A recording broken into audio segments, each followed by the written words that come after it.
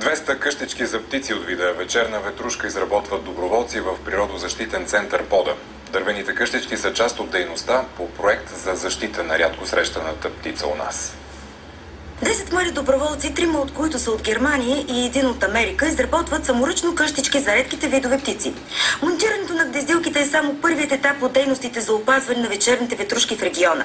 Предстои тяхното монтиране на подходящи за вида места в района от Бургас до Карнобат. Видът почти не гнездила в България, като едно от най-добрите места специално за гнездене на този вид, това са езерата около град Бургас. Един от чуждестранните проектанти на гнездата е американецът Уил Болтън, който от 2 години работи в местността Пода. Аз помогам тук в Пода, аз помогам да правя гнезди за птици и направя къщи за птици. Само за 5 дни повече от 100 гнездилки са изработили младите доброволци. В Бургаски регион тази година бе открита колония на вечерните ветрушки, което е и първото сигурно находище на този вид птици от няколко години насам.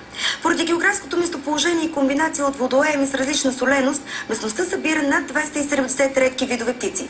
В Пода и околностите на Бургас се намира единствената в света колония на големият корморан върху електрически стълбове. Любопитното от света, джакпот